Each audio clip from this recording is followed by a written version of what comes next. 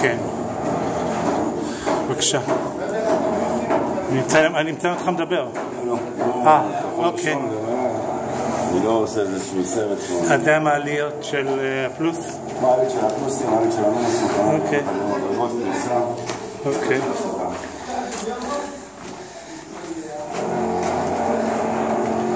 זה הכניסה לדירה שלי?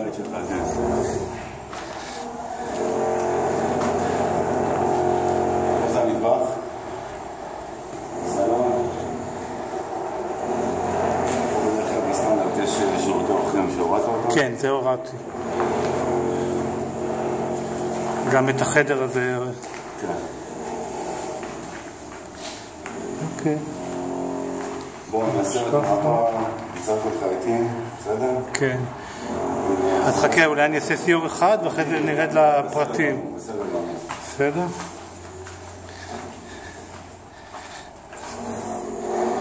זה המקלחת, ומה זה שמה? יש פה גביסה. פה יש חניש של המכונת גביסה. פה. המייבש. זה המייבש וזה? כן. והדוד והמיזוג יושב לך בחוץ. וזה משהו שאין יציאה. לא, אין יציאה, כן.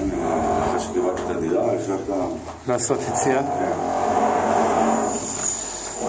זה יחידת הורים.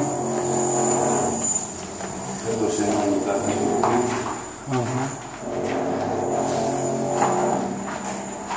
זה השירותים של ה...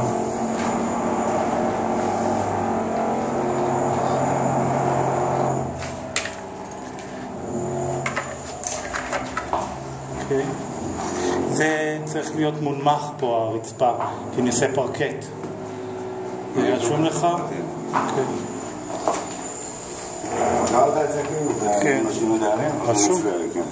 איזה פרקט לקחת של מה הגובה שלו? זה אני לא יודע, זה רשום. 8, 1, 1, 2. לא זוכר, אבל זה בטח רשום, לא? זה הממד? זה הממד. זה החדר ה-50. כן. אוקיי, אז זה טוב. זהו, יש נוף, זה טוב. מרפסת גדולה. כן. מה טובה שאתה. כן. וזו המרפסת. זו המרפסת.